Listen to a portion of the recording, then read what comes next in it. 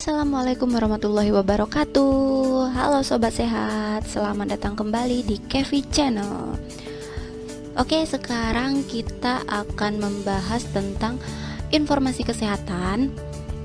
Sekarang ini khususnya kesehatan pada wanita yang banyak dialami oleh wanita pada umumnya, apalagi pada remaja-remaja ya, yaitu tentang keputihan. Nah, pasti sebagian kaum hawa pasti sudah tahu tentang keputihan. Di sini Kevi Channel akan membahas tentang makanan penyebab keputihan. Nah, di sini ada 7 makanan penyebab keputihan. Apa-apa saja itu? Baiklah, kita akan bahas. Oke, mengalami keputihan dan bau vagina tak sedap tentu bisa menjadi masalah bagi kenyamanan juga kesehatan wanita. Rupanya ada beberapa jenis makanan yang bisa menyebabkan adanya infeksi jamur yang membuat vagina terasa gatal karena keputihan dan berbau tak sedap. Oke, apa saja itu? Yang pertama yaitu ada makanan manis.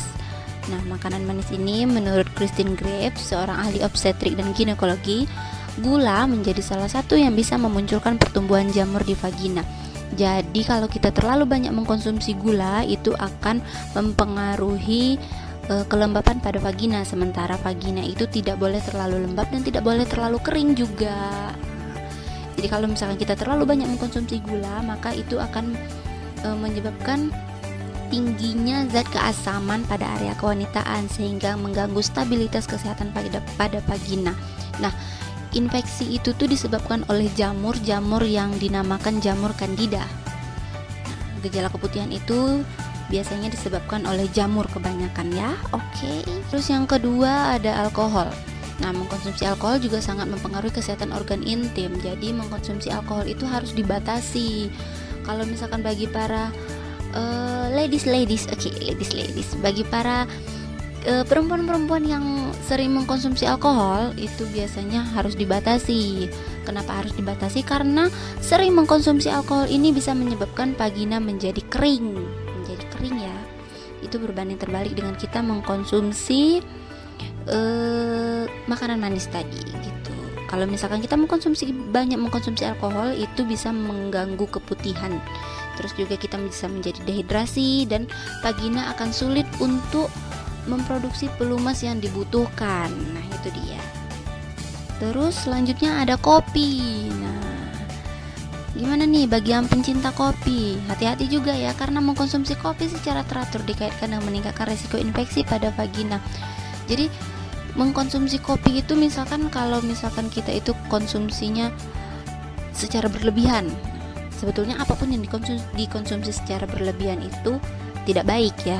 Nah, apalagi kopi ini juga sangat berpengaruh pada infeksi vagina kita gitu. Jadi kalau misalkan kita banyak mengkonsumsi kopi secara berlebihan, itu juga dapat meningkatkan risiko infeksi jamur, terus juga bisa mengubah bau cairan dalam tubuh kita gitu. Jadi sehingga nanti aromanya menjadi tidak sedap atau aromanya menjadi berbau khas yang abnormal. Selanjutnya ada bawang. Kandungan dalam bawang bisa mengubah susunan bakteri di vagina yang menyebabkan adanya bau menyengat. Jadi selain dapat mengubah bau mulut, sebetulnya bawang ini juga dapat mengubah bau vagina. Itu karena makanan-makanan yang dikonsumsi itu tuh dari bawang itu akan menghasilkan bau pada saat kita mengeluarkan urin begitu. Saat kita mengeluarkan buang air kecil, itu bau khas dari bawang yang kita konsumsi itu akan mengeluarkan bau yang tidak sedap. Terus ada karbohidrat kompleks. Ini ada suatu penelitian dari University of Maryland mengungkapkan bahwa beberapa pangan sumber karbohidrat kompleks bisa mempengaruhi kesehatan vagina. Jadi tidak semua makanan yang berkarbohidrat itu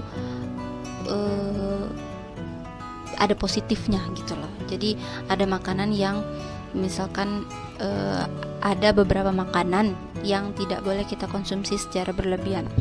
Misalkan kayak karbohidrat kompleks itu, ini ada contohnya. Di sini ada karbohidrat sederhana, ada karbohidrat kompleks. Karbohidrat sederhana itu contohnya ada nasi, ya karbohidrat contohnya seperti nasi ya, oats, pisang, brokoli, roti gandum dan kacang-kacangan.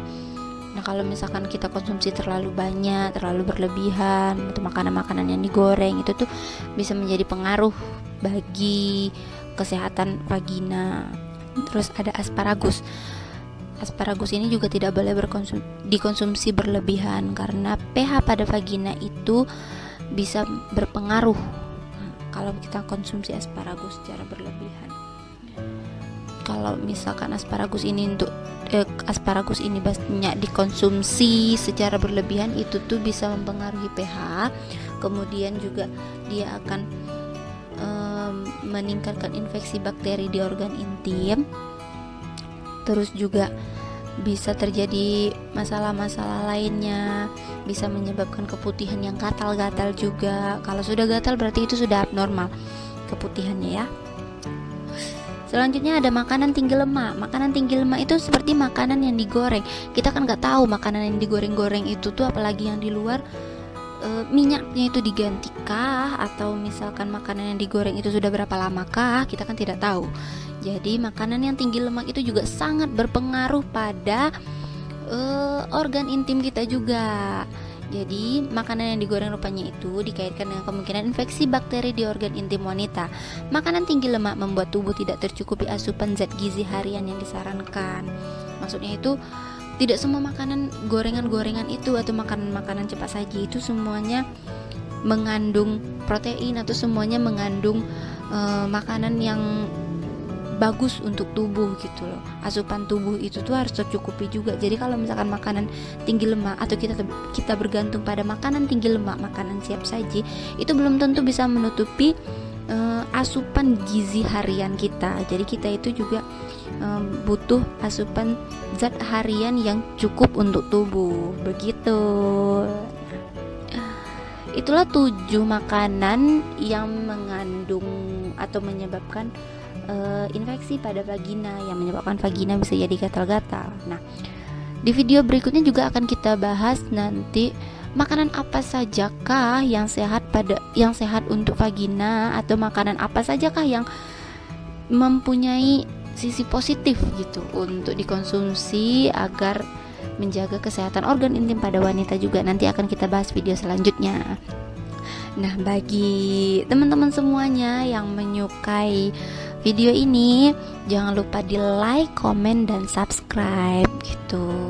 Nanti komennya bisa dicantumkan apa-apa saja lagi yang akan dibahas selanjutnya, biar kita semakin semangat untuk bikin videonya. Nanti akan kita bikinkan video-video yang menurut teman-teman itu perlu kita bahas bersama. Oke? Terima kasih sudah menonton video ini. Assalamualaikum warahmatullahi wabarakatuh.